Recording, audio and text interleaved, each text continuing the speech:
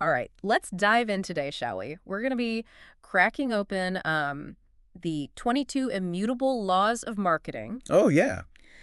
By Ries and Jack Trout. Yeah, it's a classic, and for good reason. I mean, these laws, Hmm. they're like cheat codes Yeah, for understanding, what really works when it comes to like building a brand. absolutely. And, they didn't just, theorize about this. Right. They spent decades observing what was going on in the marketing landscape. Right. And they distilled these principles from what they saw, Yeah. from what consistently led to success. And they use so many great real-world examples, too, which we'll be getting into.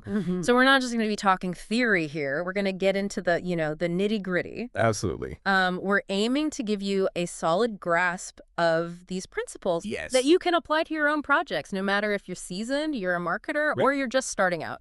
Think of this as your marketing toolkit. Ooh, I like that. Yeah. Full of insights. Tools, tips. Yeah, you can put it into action right away. Okay, let's unpack this first law, Okay. the law of leadership. Mm-hmm. It states that it's better to be first than it is to be better. Okay. That's kind of a bold statement. It is, but there's a powerful psychological reason behind it. Okay. Think about it this way. Who was the first person to walk on the moon? Neil Armstrong. Exactly. You know it instantly, Yes. but who was second? I don't know. Right. Most people can't recall, Yeah. even though it was, equally an incredible achievement. Totally. Being first creates a mental shortcut, Yeah. for consumers. Uh-uh. When they think of a product category, Yeah. boom, that pioneering brand just pops in. It's like that association. It's about owning that mental real estate. Totally. So it's And- not just about being early to market. It's about creating that lasting mental association. Yeah. So if you're launching something new, aim for that Neil Armstrong effect. Yes. Be the first to define that category. Hmm. But what if you're not first? Well, What if somebody beat you to it? that's where the second law comes into play, Okay. the law of the category. Okay. If you can't be first in a category, Yeah. set up a new category, you can be first in. Okay. Instead of trying to, outdo the leader Right. in an existing space, Mm-hmm. you create your own niche. So it's like you're carving out your own territory, Exactly. becoming the big fish in a smaller pond. Yes. Got it. So are there any good examples of this, in action? Tons. Okay. Remember when Miller Lite came on the scene? Yeah. They didn't try to, like Budweiser. Right. They created the light beer category Yeah. and dominated it. Totally. Yeah. Or Red Bull. Yeah. They didn't try to compete with Coke or Pepsi. Right. They invented the energy drink market. They really did. Yeah. Mm. That's so clever because it's like they just redefined the game. Yeah, yeah. Totally. But how do you actually identify a viable new category? Mm-hmm. A space where you can actually be the pioneer? Right. Is it just about, being different for the sake of being different?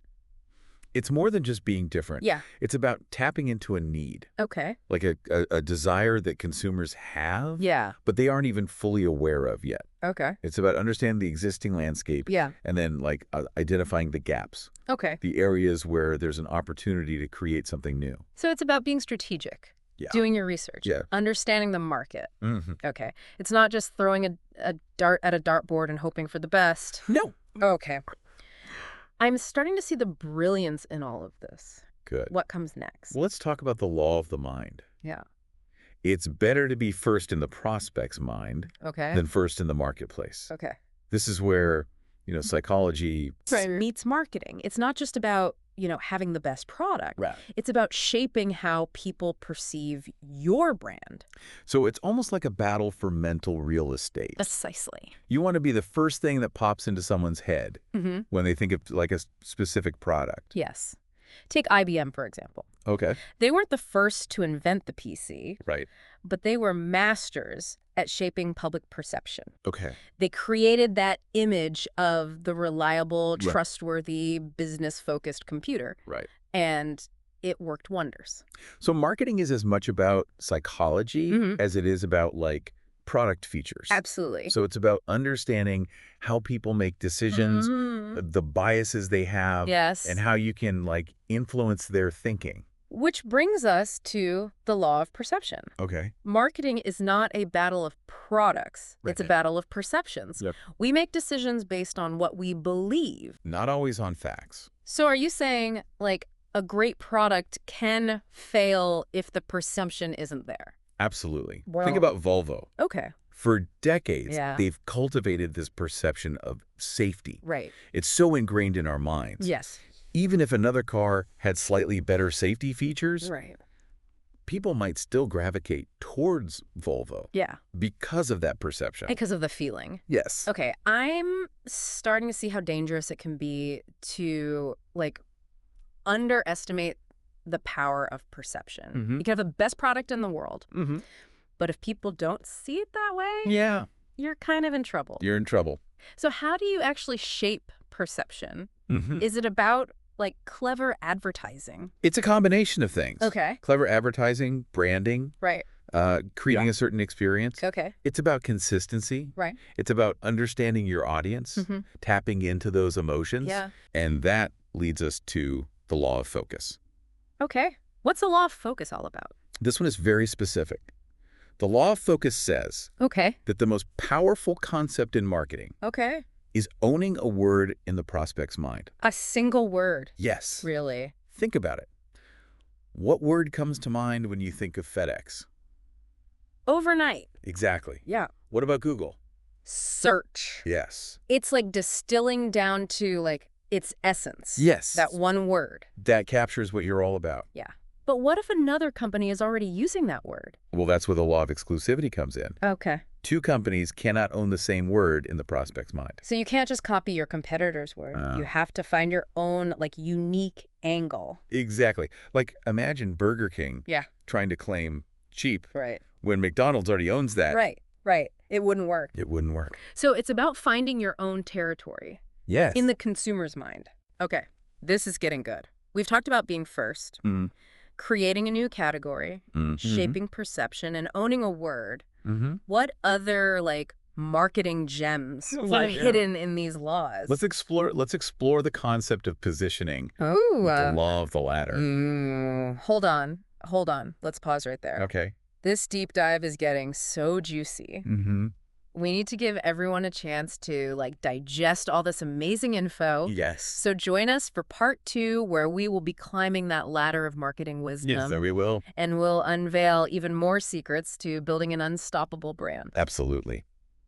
Welcome back. Yeah. We are continuing our deep dive into the 22 Immutable Laws of Marketing. Yes. And last time we left off talking about positioning. Yes. Yeah. That's where the law of the ladder comes in. Okay. It states that the strategy to use depends on which rung you occupy on the ladder. Okay. Think of it as a hierarchy in the consumer's mind, Right. where brands are ranked Yeah. based on Yes. Yeah. their perceived dominance Okay. or popularity. So you're saying that acknowledging your position on this ladder is crucial Absolutely. to crafting a successful marketing strategy. Yes. Okay. Take Avis, for example. Okay. They struggled for years Mm-hmm. trying to convince customers that they were the best Right. rental car company. Yeah. But yeah. they were clearly not number one Right. in people's minds. In people's minds, right? Their marketing really took off Yeah. when they embraced their number 2 position Okay. with the slogan, Yeah. "We try harder." Oh, that's a clever way Yeah. to turn a perceived weakness into a strength. Exactly. So if you're not at the top, Yeah. the key is to find a way to leverage your current position to your advantage. Yeah. But is it always a 2-horse race? Well, that's what the law of duality suggests Okay. in the long run. Every market becomes a 2-horse race. Okay. Look at Coke versus Pepsi, Right. McDonald's versus Burger King, Right. Nike versus Adidas. Yeah. These rivalries Yeah. often dominate Mm. the consumer's attention. So what's the play if you're not one of those top 2? Well, you can try to fight your way to the top, Right. which can be incredibly expensive Yeah. and challenging. Right. Or Yeah. you can find a niche Right. where you can be Yeah. one of the 2 dominant players. Okay. Which brings us back to the law of category. Right. Sometimes it's better to rule a smaller kingdom Exactly. than to constantly be fighting for control of a vast empire. Yes. So let's say you are aiming for that second place spot. Mm-hmm. How do you strategically position yourself against the market leader. Well, that's where the law of the opposite comes into play. Okay. It suggests that if you're shooting for second place, your strategy is determined by the leader. Use the leader's strengths as inspiration for your own differentiation. I'm curious, can you give me an example of this in action? Look at how 7-Up positioned themselves against Coke and Pepsi. Instead of trying to be another cola, they marketed themselves as the Uncola. Okay. A refreshing alternative to those sugary brown beverages. That's brilliant. Yeah.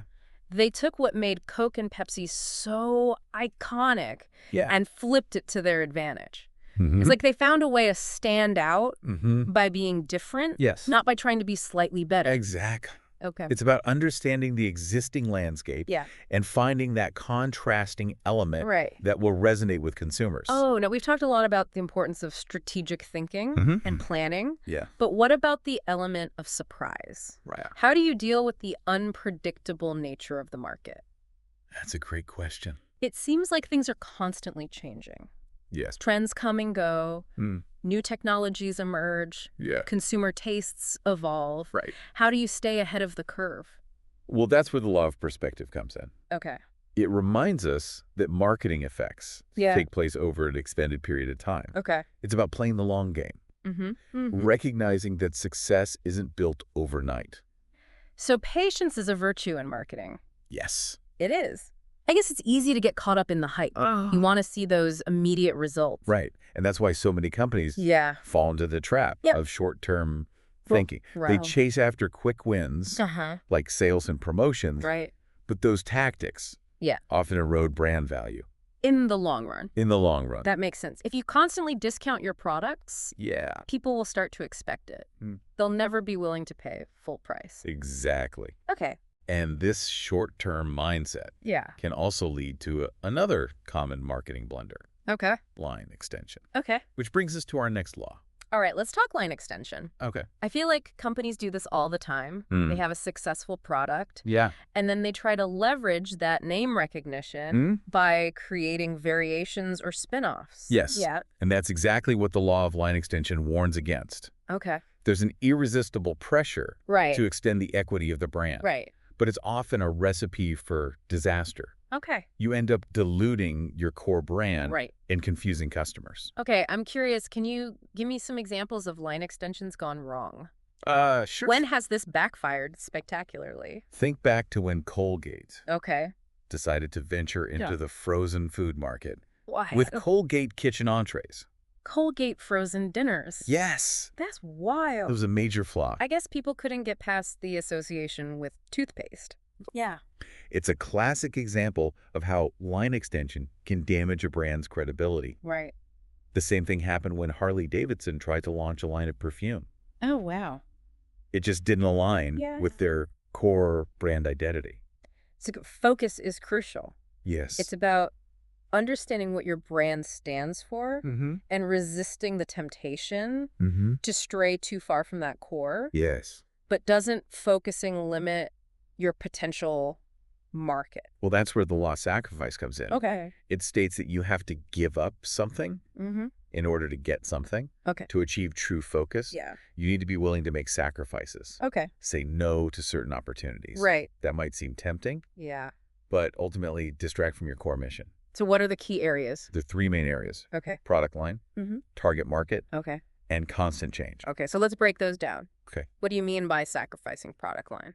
Don't try to be everything to everyone. Okay. Focus on a smaller, more curated selection of products that align with your brand's strengths.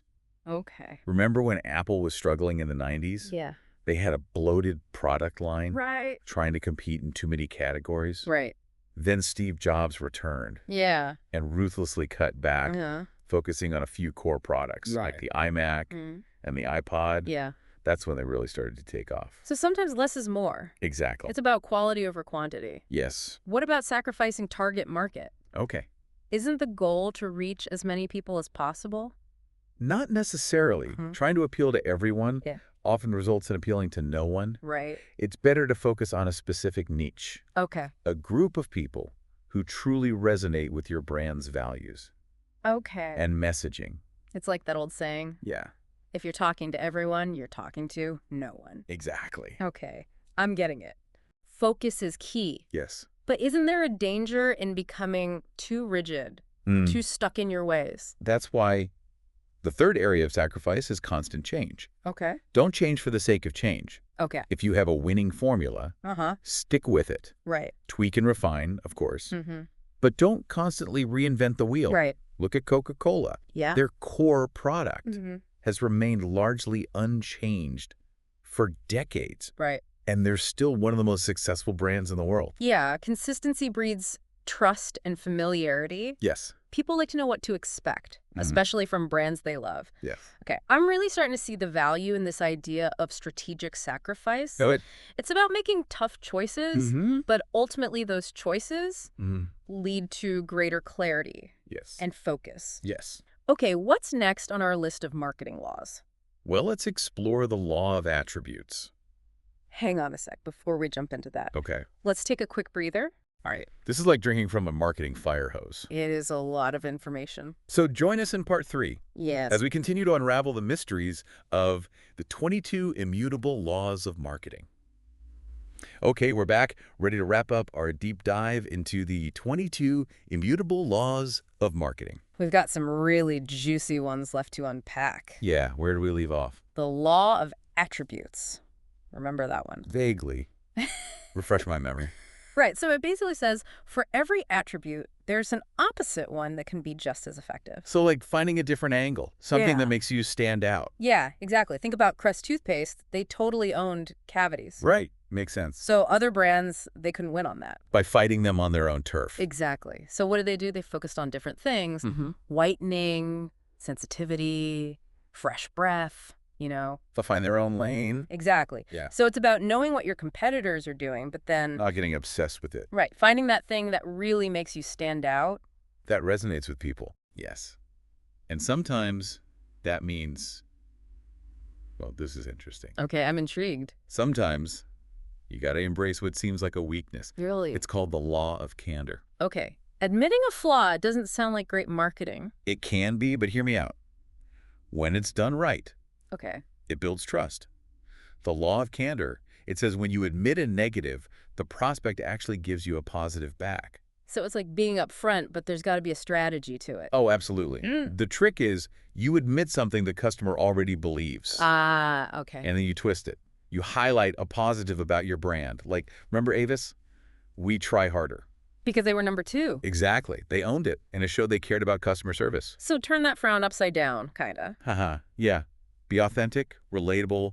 People appreciate that honesty, especially these days when there's so much, marketing BS everywhere. Exactly. Now, let's talk about focus. The law of singularity. Big one here. Hit me with it. What's the law of singularity? So it says in any situation, there's really only one move that'll get you huge results. Okay, so not trying to do a million things at once. Nope.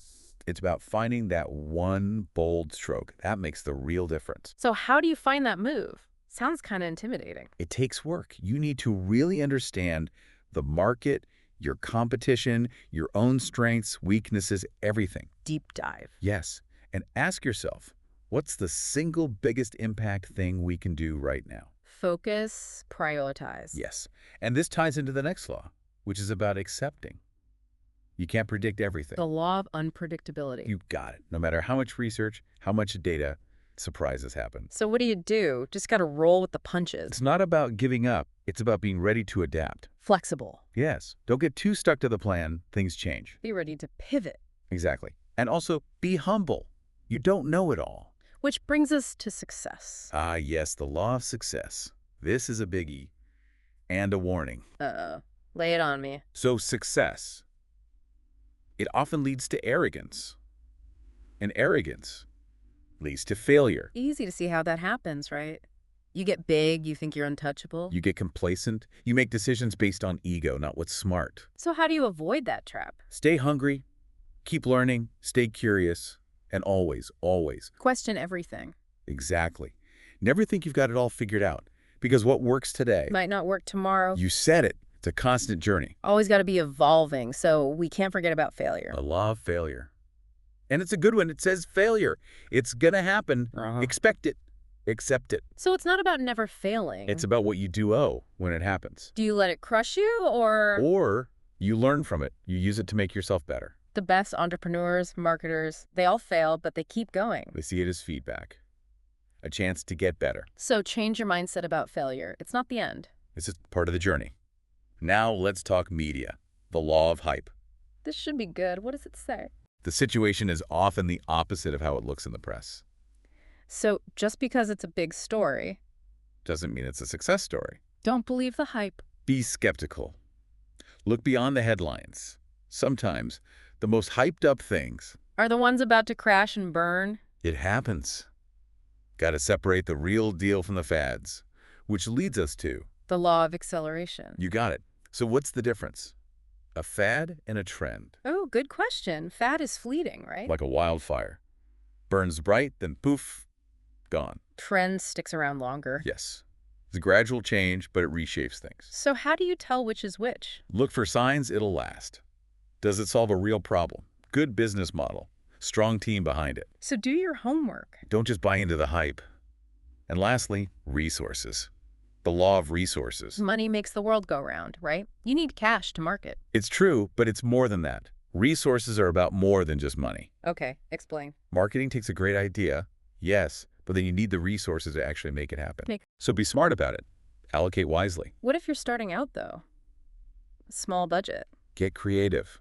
Partnerships, different funding models, and that one big move we talked about earlier. Maximize your impact. Exactly. Sometimes doing less, but doing it really well. That's the key. It can be more powerful than trying to do everything. Wow, that was a lot-y. We covered all 22 laws, from being first to sacrifice to line extension to focus. A whirlwind of marketing wisdom. I feel like I could take on the world now. That's what we want. The best part is, these laws, they don't get old. Timeless principles. Exactly.